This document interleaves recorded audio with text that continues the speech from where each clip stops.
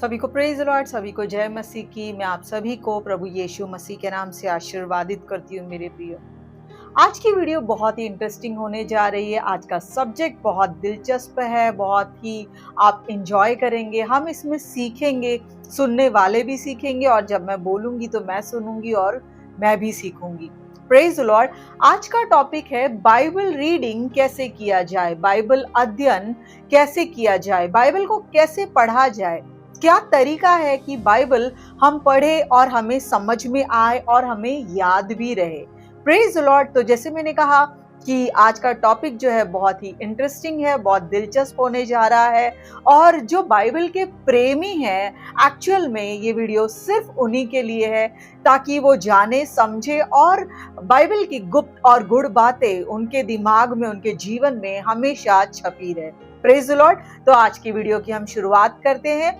हम आज कुछ 5 पॉइंट्स के जरिए जानेंगे कि बाइबल कैसे पढ़ा जाए, कैसे समझा जाए, कैसे जाना जाए, कैसे बाइबल की अहमियत हमारे दिलो दिमाग में छप जाए और जब हमसे कोई पूछे या हम किसी को बताए तो कैसे सटीक रीति से हम राइटली वर्ड ऑफ गॉड को डिवाइड करते हुए उन्हें भी समझा पाए और सिखा पाए।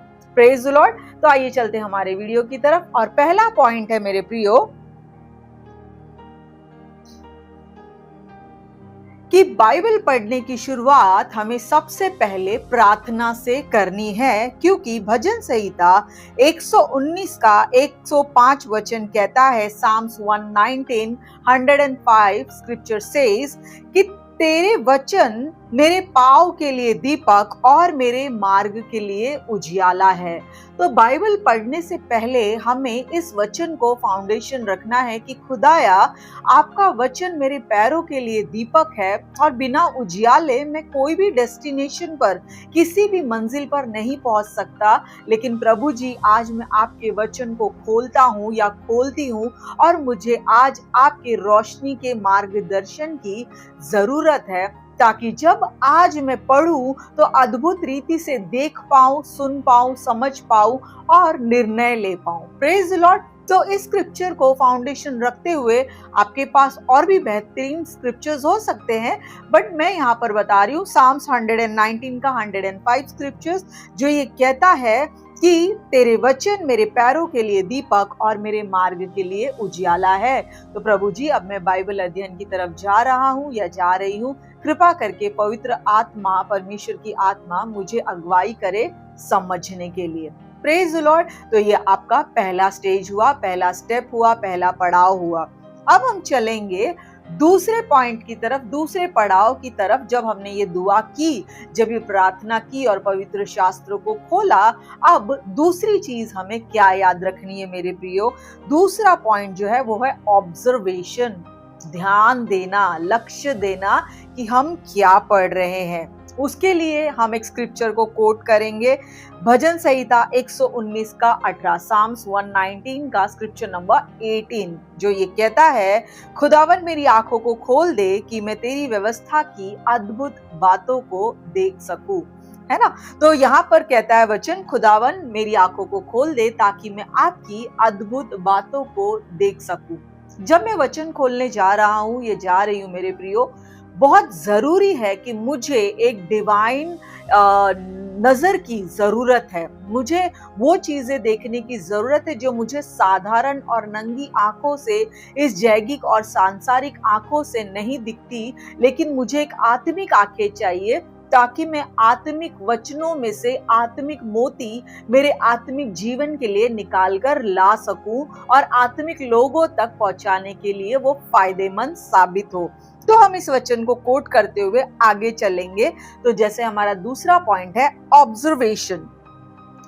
तो मेरे प्रियो, जब हम इस पॉइंट की तरफ चलते हैं तो हमें एक चीज याद रखना है कि हमें अलग अलग ट्रांसलेशन का एक समय के साथ, जैसे वचन कहता है कि समय के साथ हमें गुरु हो जाना चाहिए। अगर आप 1 साल से 5 साल के बीच में हैं तो कोई बात नहीं, आप बाइबल सोसाइटी की बाइबल पढ़ते हैं, आप किसी के साथ बैठ के ग्रुप स्टडी करते हैं, या आपको पढ़ने नहीं आता है तो आप किसी से पढ़वाते हैं और आप सुनते हैं, या आपके पास समय नहीं है तो आप audio Bible, mobile audio Bible की हेल्प लेते हैं, आप घर में स्पीकर पे चलाते हैं और आप सुनते हैं। तो टाइम बीइंग एक बेबी बिलीवर के लिए, एक बेबी मसीही के लिए ये बहुत अच्छा है, फायदेमंद है और बेहतरीन है।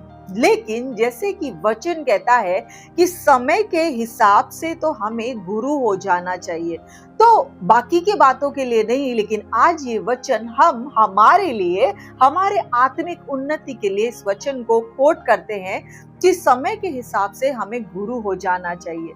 तो मेरे प्रियो, जब हम बाइबल अध्ययन, जैसे हमारा 5 साल परमेश्वर में पूरा हो जाता है, मैं एक अंदाजा आपको दे रही हूँ, 5 साल, कुछ लोग बहुत जल्दी डेवलप हो जाते हैं, कुछ लोग देर से होते हैं, तो जिसकी उसकी आत्मिक गति हर एक इंसान को पता है। तो लेकिन जब आप एक मैच्योर पीरियड में आ जाए मेरे प्रियो, तब आपको बाइबल ट्रांसलेशंस की हेल्प लेनी है। साइड में आपको मराठी बाइबल रखना है, साइड में आपको हिंदी बाइबल रखना है, फिर हिब्रू टू इंग्लिश ट्रांसलेशन रखना है, देन आपको इंग्लिश रखना है, और आपको ऐसे बहुत सारे बाइबल की हेल्प लेते हुए आपको वचन का बैकग्राउंड समझने सीखने की जरूरत है। इससे होगा क्या, हमें एग्जैक्ट समझ में आएगा कि वचन किसे, कब, कहाँ, क्यों, किस हालातों में और किस हादसे से प्रेरित होकर ये वचन लिखा जा रहा है। Praise the Lord. वचन किसे लिखा जा रहा है, क्यों लिखा जा रहा है, किन हालातों में लिखा जा रहा है, क्या करेक्शन है, क्या चेतावनी है, परमेश्वर का प्रेम कैसे, किस पर, क्यों और किस हालात में प्रकट किया जा रहा है, हमें ये समझने के लिए ट्रांसलेशन बहुत मददगार साबित होते हैं। Praise Lord. माइट भी ये टाइम कंज्यूमिंग हो सकते हैं, बहुत समय ले सकते हैं, लेकिन प्रियो विश्वास कीजिए, परमेश्वर के साथ बिताया हुआ हर समय बेस्ट इन्वेस्टमेंट है हमारे आने वाले उस महिमा के दिन के लिए। Praise Lord. तो आपका कोई भी स्टडी, कोई भी समय व्यर्थ नहीं जाएगा, लेकिन ये हमारे आत्मा में एक खजाने की तरह जो है वो स्टोर होगा और समय दर समय पर ये निकलता रहेगा और हमारे लिए जीवन की रोटी साबित होगा। Praise the Lord. हमें ट्रांसलेशन की मदद क्यों लेनी है? ताकि हम समझ सके कि ये घटना कब हुई है, कहाँ हुई है, कौन कह रहा है, किससे कह रहा है, किसके लिए लिखा जा रहा है, उस समय की परिस्थिति क्या थी, भौगोलिक वातावरण क्या था, उस समय का बैकग्राउंड क्या था। ये सब चीजें जानने और समझने के लिए हमें डिफरेंट ट्रांसलेशंस की जरूरत है। उसी के साथ साथ हमें यहूदी इतिहास, यहूदी कल्चर, यहूदी रीति रिवाज को जानने और समझने की भी जरूरत है, जिसमें ये ट्रांसलेशंस हमारी मदद कर सकते हैं। मैं आपको एग्जाम्पल देना चाहती हूँ। जैसे मैंने आपसे कहा कि जब हम भाषा का इस्तेमाल करते हैं, उसमें हमारी संस्कृति, हमारे क्लाइमेट, हमारा भौगोलिक वातावरण और हमारा इतिहास बहुत आप कह सकते हैं बहुत हद तक मायने रखता है। मैं आपको एग्जाम्पल देने की कोशिश करती हूँ। जैसे हम किधर ठंडे प्रदेश वाले जगह पे चले जाए, अमेरिका, अंटार्कटिका, ऐसे कोई बर्फीले प्रदेश में अगर हम चले जाते हैं, तो जब हम उनको गले लगाते हैं, उनके मन से एक आवाज आती है, give me a warm hug, it was a warm welcome, है ना। मतलब ये बहुत, मुझे आपसे मिलकर एक गर्मी का एहसास हुआ, मुझे आपसे आपने मेरा स्वागत किया आपके घर में एकदम गर्माहट के साथ, मुझे बहुत दिली खुशी हुई। Praise the Lord. तो ये बर्फीले प्रदेश के लिए एक गर्मी का जो अभिवादन है, ग्रीटिंग है, ये बहुत ही बोलते हैं ना, एक बहुत अच्छा चीज माना जाता है। वैसे ही अगर हम किसी रेगिस्तान के प्रदेश में चले जाए, हम भारत में रहते हैं, अगर हम रेगिस्तान में जाए तो जब हम मिलते हैं राजस्थानी और रेगिस्तानी लोगों से, तो उनका एक डायलॉग होता है, आपसे मिलके जी दिल बाग बाग हो गया। Praise Lord. रेगिस्तान में बाग नहीं है, बगीचे नहीं है, गार्डन नहीं है, लेकिन ऐसे किसी व्यक्ति से मिलते हैं जब हम, तो हमें वो रेगिस्तान में भी एक विपरीत फीलिंग आती है कि आपसे मिलके तो दिल गार्डन गार्डन हो गया, मेरा दिल बाग बाग हो गया। Praise the Lord. वैसे ही जब हम गर्म प्रदेश में आते हैं, जैसे हमारे भारत की तरफ हम आते हैं, हमारे महाराष्ट्र की तरफ आते हैं, यहाँ पे गर्मी और ह्यूमिडिटी बहुत हाई होती है, तो हम जब गले लगाते हैं, पंजाब साइड जाते हैं, जब गले लगाते हैं तो कहते हैं कलेजे विच ठंड पड़ गई, है ना, कलेजे में ठंडक पड़ गई। तो क्यों? ये सारी कहावतें हमारे भौगोलिक स्थिति को, हमारे वातावरण, मौसम, कल्चर और यहाँ के हाव भाव को ध्यान में रखते हुए हमारी कहावतें हमारे जबानों पर और हमारे रिवाजों में आ जाती है। जैसे मैंने कहा, ठंडे प्रदेश में आप जाएंगे तो कहेंगे give me a warm hug, give me a warm welcome, और thank you so much for warm welcome.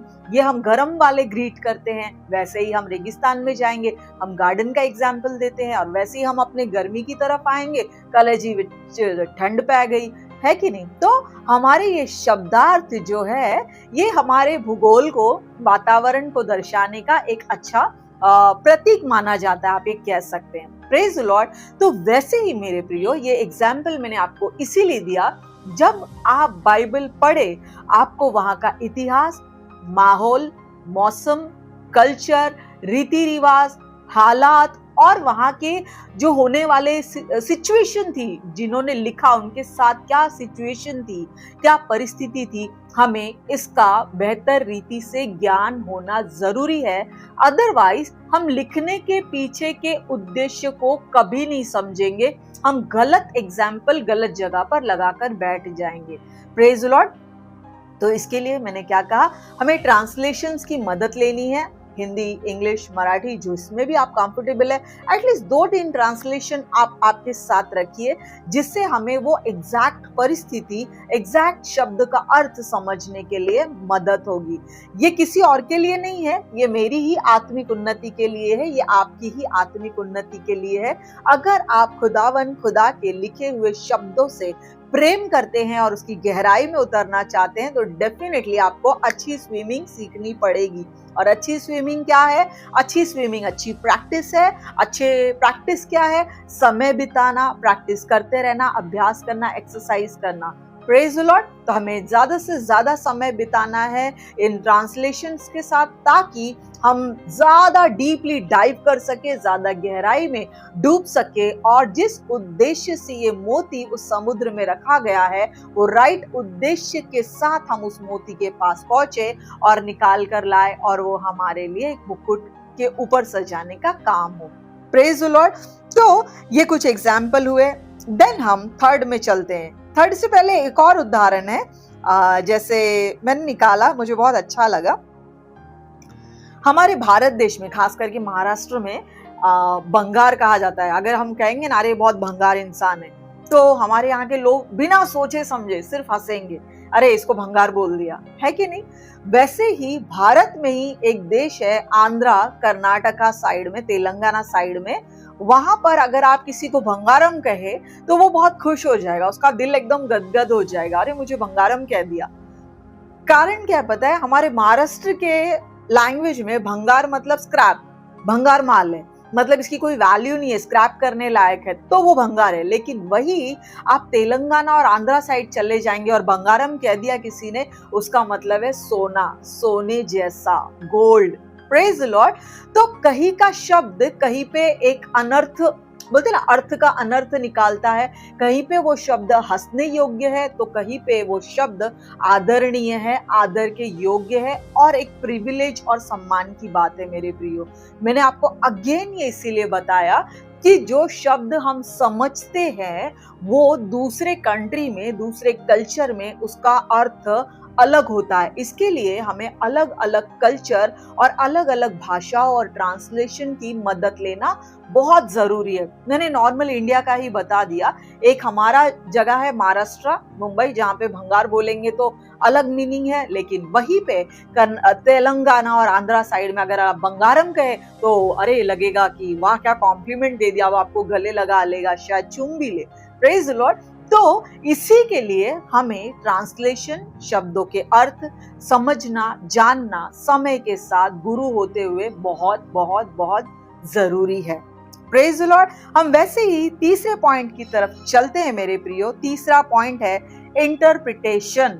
सही अर्थ निकालना, सही मायने निकालना, सही अनुवाद करना, जिसके लिए वचन दूसरा तीमुथियुस का 2:15 कहता है, अपने आप को परमेश्वर के ग्रहण योग्य और ऐसा काम करने वाला ठहराने का प्रयत्न कर जो लज्जित न होने पाए और जो सत्य के वचन को ठीक रीति से काम में लाता हो। Divide word of God rightly, परमेश्वर के वचन को सही सही विभाजन कर, जो लिखा है केवल वही विभाजन कर, कुछ भी मत कर। कल्चर को, जैसे मैंने कहा, कल्चर को, मौसम को, रीति रिवाज को, अर्थ को जानते हुए विभाजन कर, डिवाइड कर। कोई भी अर्थ यहाँ का वहां मत लगा जिससे कि वचन के मायने, अर्थ किसी के जीवन में बदल जाए, और किसी को अपने सोच के हिसाब से ट्रांसलेट करके बताना किसी को ठोकर खिलाने का कारण हो सकता है मेरे प्रियो। इसीलिए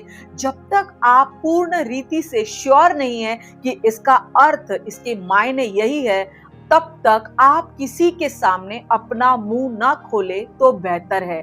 लेकिन मुंह खोलने के लिए आपको क्या तैयारी है वो बताई जा रही है। Praise the Lord. तो right interpretation according to 2 Timotheus 2:15, divide rightly word of God. Word of God को सही सही भाग करे, अनुवाद करे, अर्थ बताए, मायने बताए। वैसे ही हम एक और उदाहरण लेते हैं जो अक्सर गलत जगह पर अधूरा लगाया जाता है, वो है book of Acts chapter number 2 verse 38, प्रेरितों की किताब दूसरे अध्याय का 38वां वचन, जो मैं आपके लिए पढ़ना चाहूंगी। पतरस ने उनसे कहा, मन फिराओ और तुम में से हर एक अपने अपने पापों के लिए यीशु मसीह के नाम से बपतिस्मा ले, तो तुम पवित्र आत्मा का दान पाओगे। Praise the Lord. लोग अक्सर कहते हैं कि नहीं, हमें यीशु मसीह के नाम से बपतिस्मा लेना है क्योंकि ये वचन तो हमें डायरेक्टली वहीं पे गाइड कर रहा है। मेरे प्रियो, हमेशा मेरे पास्टर एक बात कहते थे कि कभी भी वचन को, सिर्फ वचन, एक वचन को लेकर आप कोट नहीं कर सकते, नहीं करना चाहिए, और ये वैलिड भी नहीं है। आपको उसका बैकग्राउंड, फोरग्राउंड देखना है, देन आपको उस वचन पे बात करनी है मेरे प्रियो। जैसे वचन कहता है कि प्रेरितों की किताब दूसरे ही अध्याय के 4 और 5वें वचन में हम पढ़ते हैं, आकाश के नीचे हर एक जाति में से भक्त यहूदी यरूशलेम में रहते थे। देखिए, उसी अध्याय के ऊपर के वचन में कहा है, आकाश के नीचे हर एक जाति में से भक्त यहूदी यरूशलेम में रह रहे थे। उस पेंटिकोस्ट के दिन के दौरान यहूदी लोग वहां पर थे, यहूदी लोग वहां पर थे जहां पे पतरस पवित्र आत्मा से भरते हुए उनसे बात कर रहा है।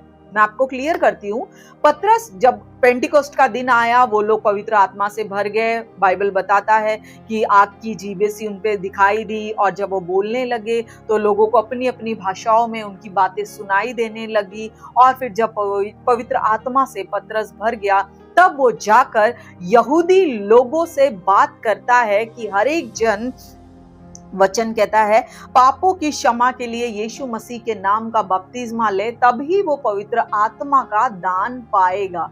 Praise the Lord. पतरस बात कर रहे हैं यहूदी लोगों से, जो ऑलरेडी यहूदी है, जो व्यवस्था की बातों को जानते हैं, जो यहोवा को जानते हैं, जो पिता के नाम को जानते हैं, जिन्होंने पिता के कामों की चर्चा सुन रखी है। ये वैसे यहूदी से एक यहूदी पतरस बात कर रहे हैं कि मन फिराओ, गुनाह से तौबा करो और यीशु के नाम का बपतिस्मा लो, तब जाके तुम पवित्र आत्मा का दान, जो खुदा ने हमारे लिए जो गिफ्ट पवित्र आत्मा रखा है, जब हम गुनाह से मन फिराएंगे यीशु के नाम से, तब खुदा हमें वो आत्मा से गिफ्ट, हमें वो आत्मा का गिफ्ट करेंगे।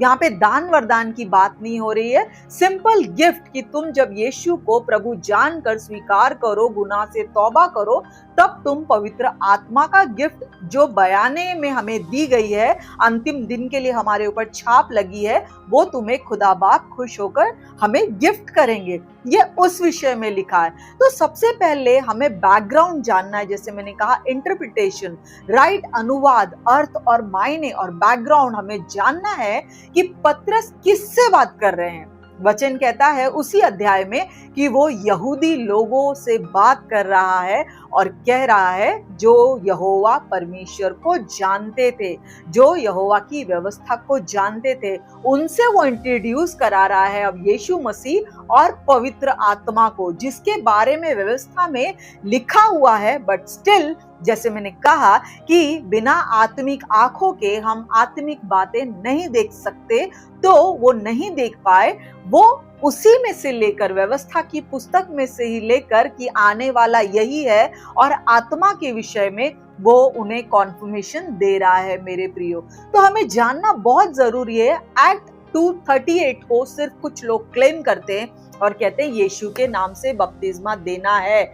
वचन एकदम सही है, लेकिन थोड़ा ऊपर नीचे पढ़ा जाए ताकि तिमुथियुस को मिले आज्ञा के अनुसार हम वचन को राइटली डिवाइड करें, राइटली अर्थ बता पाए कि वो यहूदियों में प्रचार कर रहा है जो यहोवा को जानते हैं। तो उन्हें पिता के विषय में बताने की जरूरत नहीं थी, लेकिन वो पुत्र और पवित्र आत्मा के विषय में बताते हैं मेरे प्रियो।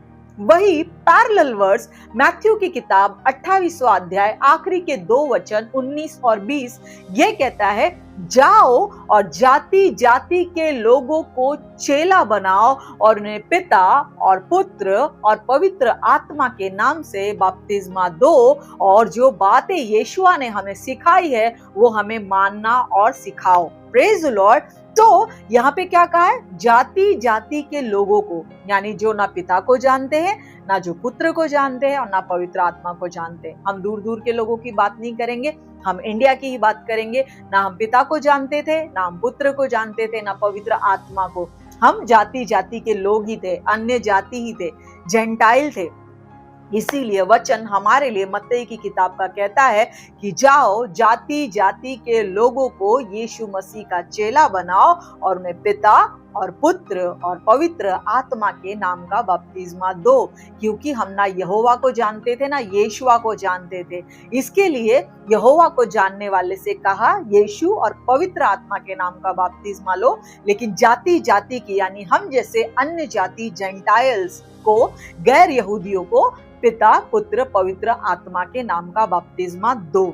क्योंकि हमें ये नहीं जानने के कारण, ये बैकग्राउंड और ये कल्चरल जो इफेक्ट है वो नहीं जानने के कारण, हमें बोलते हैं ना एक पॉन्डर करने की आदत नहीं होने के कारण कोई हमसे आकर ये कह देता है और हम भेड़ चाल में लग जाते हैं, हम पीछे चलते हैं और पलट कर पूछना और देखना भी नहीं चाहते कि क्या मैं सही हूँ, और पूछने की हिम्मत भी नहीं रखते कि हम ऐसा क्यों कह रहे हैं। Praise the Lord. वचन ने हमें साफ साफ कहा है, जाओ और जाति जाति के लोगों को चेला बनाओ।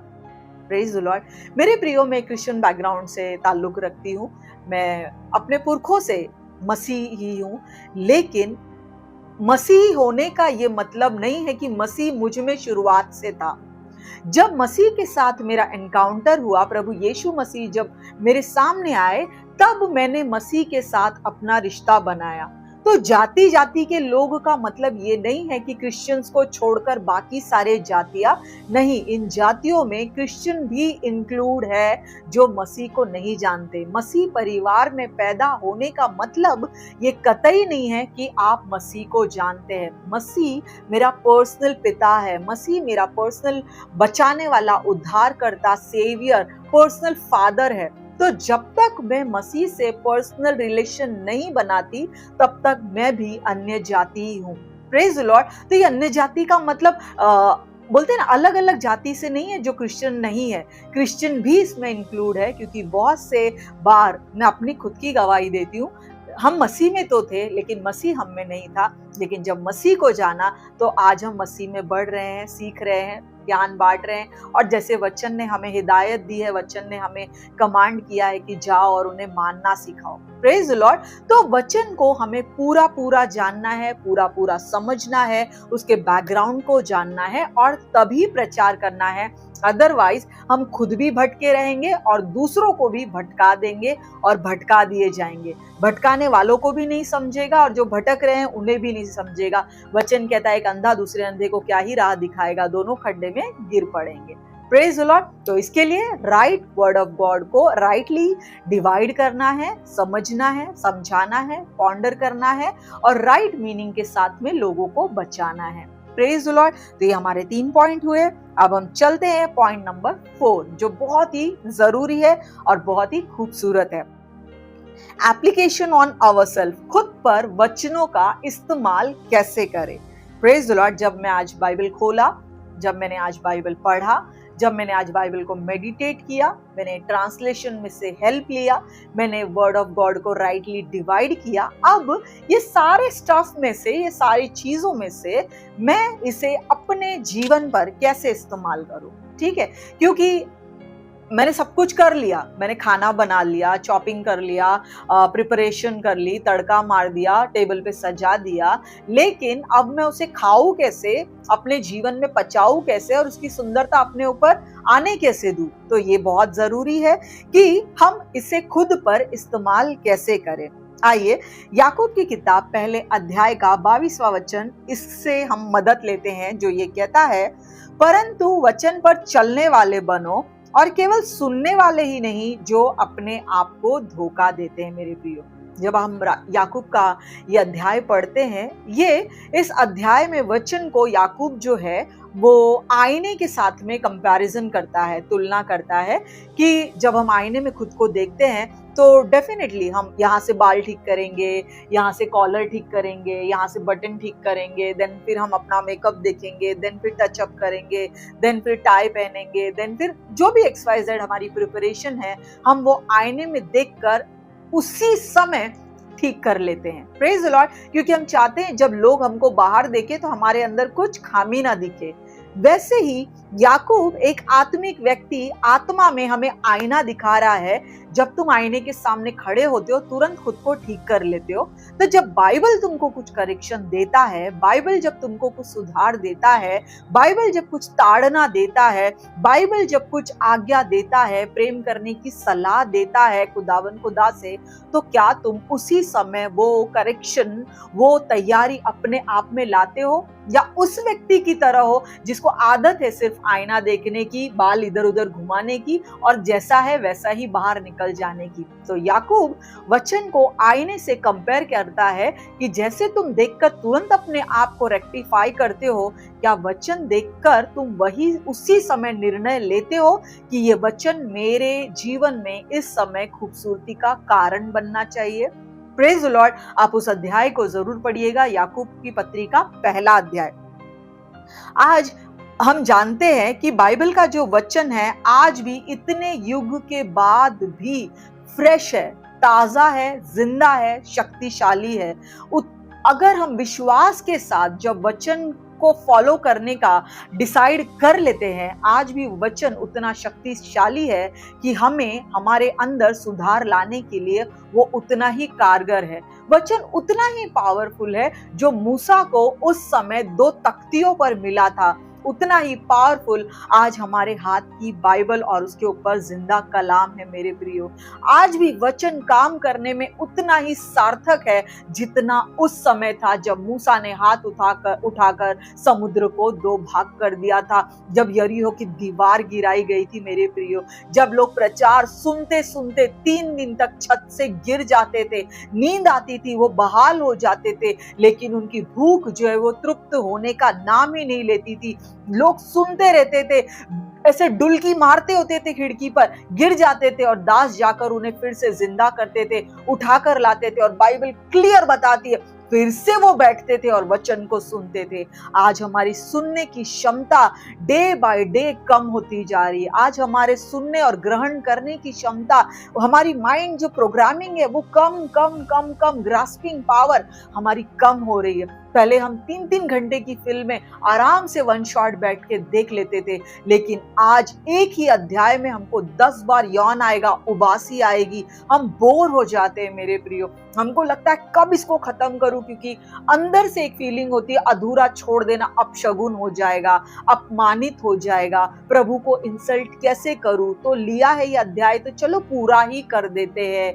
हम एक बोलते ना प्रथा के तौर पर बाइबल को पढ़ते हैं, लेकिन आज हम ये निर्णय नहीं लेते कि जो आज पुस्तक मैंने हाथ में ली है, जिस अध्याय को मैंने खोला है, आज उस अध्याय को मैं अपने जीवन में छापूंगा, उसका रंग रूप मेरे ऊपर आएगा और खुदा जब देखेंगे तो देखेंगे कि हाँ, उनकी रोशनी मेरे चेहरे पर चमक रही है। आज हम ऐसा नहीं कर रहे, लेकिन एक फॉर्मेलिटी के तौर पर, एक औपचारिकता के तौर पर हम बाइबल पढ़ रहे हैं, उसको खोल रहे हैं, आधे में ही बोर हो जाते हैं, लेकिन फॉर्मेलिटी है ना, करना पड़ता है। पवित्र आत्मा को खेदित मत करो, प्रभु का अनादर मत करो। तो इसके लिए क्या करते, जान पर आते हुए भी हम आधा अध्याय जो है ऐसे ही पढ़ देते। तो उस चक्कर में ना आगे का ध्यान में रह पाता है, ना सेकंड पैसेज ध्यान में रहता है। हम पूरा बाइबल, जैसे हम पाप, गुनाह और गंदे माइंडसेट के साथ बैठते हैं, उसी माइंडसेट के साथ में उठते हैं, सिर्फ एक खुद की धार्मिकता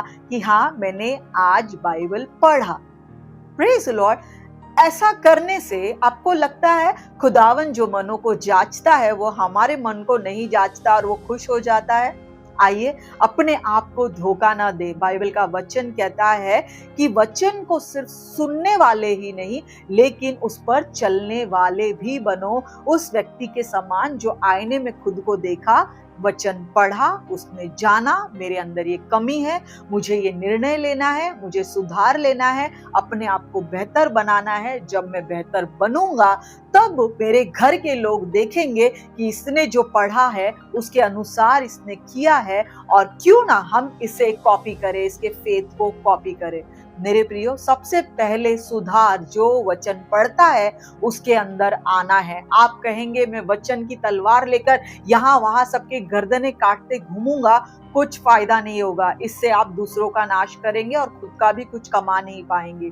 इसीलिए जब आप वचन पढ़े, वो तलवार को इब्रानी 4:12 के अनुसार अपने ऊपर आने दो, और जब आप कट छट के सुंदर दिखेंगे तब लोग खुद ब खुद आपकी खूबसूरती की तरफ, आत्मिक खूबसूरती की तरफ निहारे हुए आएंगे, और तब आप उन्हें जीवन का वचन बता सकते हैं, सिखा सकते हैं, जता सकते हैं और उन्हें मानना सिखा सकते हैं, जो कि हमें ग्रेट कमांडमेंट मिली है मत्ती 28 अध्याय में। मेरे प्रियो, जब तक हम ये 5 चीजें बाइबल के प्रेमियों, जब तक आप ये 5 चीजें अपने जीवन में लागू नहीं करते, तब तक बाइबल की खूबसूरती और बाइबल से प्रेम आपके अंदर जनरेट नहीं होगा, उत्पन्न नहीं होगा, पैदा नहीं होगा। अब हम चलते हैं 5वें और आखिरी पॉइंट की तरफ, जो है शिक्षा। मॉरल ऑफ द स्टोरी, हमें क्या सीखने मिला, इससे हम क्या सीख रहे हैं, हमें क्या शिक्षा मिली है। इसके लिए हम वचन की हेल्प लेंगे। 2 तीमुथियुस 3 अध्याय का 16वां और 17वां वचन मैं आपके लिए पढ़ना चाहूंगी। संपूर्ण पवित्र शास्त्र परमेश्वर की प्रेरणा से रचा गया है और उपदेश और समझाने और सुधारने और धार्मिकता की शिक्षा के लिए लाभदायक है, ताकि परमेश्वर का जन सिद्ध बने और हर एक भले काम के लिए तत्पर हो जाए। तत्पर हो जाए यानी एकदम फास्ट रहे, अच्छे काम के लिए खुद को हमेशा प्रोत्साहित रखे। हाँ, क्या करना है, बोलो ना, क्या करना है, अभी किसके पास जाना है, किसके लिए क्या करना है, वो हमेशा तत्पर रहे, रेडी रहे, हमेशा इन सीजन ऑफ सीजन हमेशा तैयार रहे। कब? पवित्र शास्त्र जो है वो परमेश्वर की प्रेरणा से रचा गया है, उपदेश करने के लिए, समझाने, सुधारने और शिक्षा के लिए लाभदायक है। Praise the Lord. तो आज हमें ये देखना है, जब मैंने ये 4 चीजें फॉलो की तो इसमें मुझे क्या शिक्षा मिली। क्योंकि जब आपके जेब में एक्स्ट्रा कमाई होगी, जब आपके आत्मा की कुप्पी में एक्स्ट्रा तेल होगा, तभी ही आप किसी और को दे पाएंगे। जिसके पास सेविंग है वही दूसरे की मदद करेगा। मेरे प्रियो, तो आज जो मैंने ये सीखा, आज जो मैंने ये पढ़ा, डिफरेंट ट्रांसलेशन से मैंने संस्कृति को, मौसम को, हालातों को समझा, किस परिस्थिति में लिखा गया है, किसे लिखा गया है, क्यों लिखा गया है, उसका बैकग्राउंड क्या था, लेखक किस परिस्थिति में था, वो किसके लिए लिख रहा है और जिसके लिए लिख रहा है वो किस गुनाह में, गलती में या प्रशंसा के क्षेत्र में है। जब तक हम ये जाने समझे और ये सारी चीजें मैं अपने ऊपर कैसे लागू करूं, और जब मैं ये कर लेता हूं, वचन के अनुसार खुद को सुधार लेता हूं, संवार लेता हूं, तो इस सब बातों से मुझे क्या सीख मिली है, मॉरल ऑफ द स्टोरी क्या है, इससे मुझे क्या सीखने मिला। Praise the Lord. तो यहाँ पर बताता है कि संपूर्ण पवित्र शास्त्र परमेश्वर की प्रेरणा से रचा गया है और उपदेश और समझाने, सुधारने, धार्मिकता की शिक्षा के लिए लाभदायक है, ताकि परमेश्वर का जन सिद्ध बने और हर एक भले कामों को करने के लिए तत्पर हो।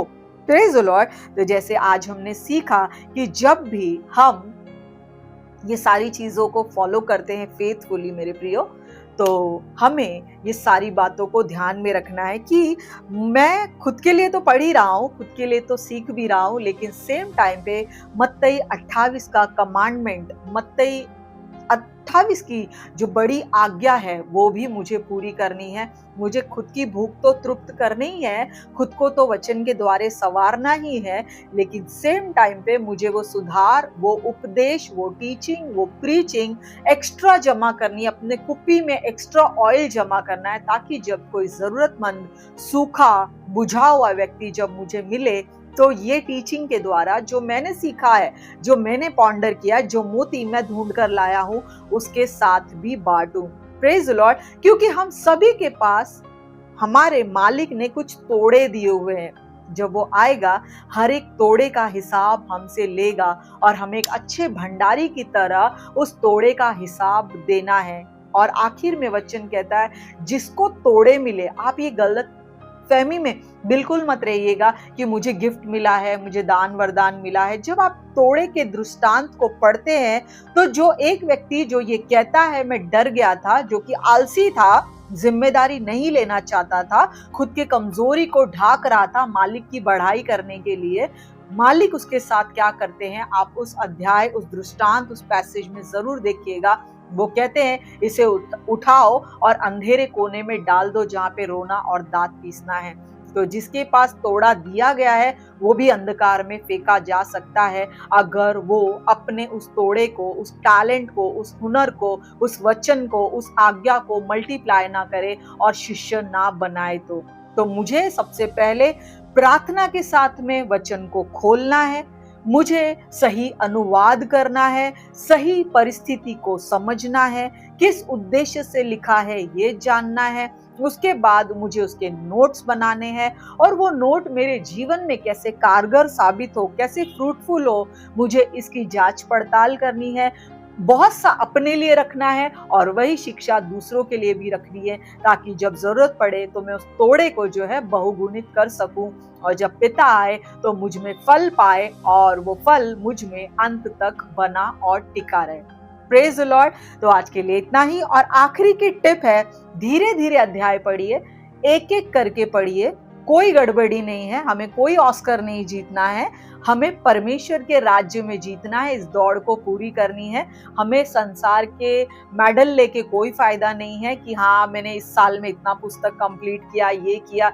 हमें इंसानी दौड़ में नहीं दौड़ना है, हम आत्मिक दौड़ में हैं। हमारी ये लड़ाई खून और मांस की है ही नहीं, आत्मिक सेनाओं से है, बाइबल का वचन कहता है। तो हमें लोगों को दिखाने के लिए नहीं, लेकिन युद्ध में भर्ती कराने वाले को हमें खुश करना है। तो युद्ध में भर्ती किसने कराया है?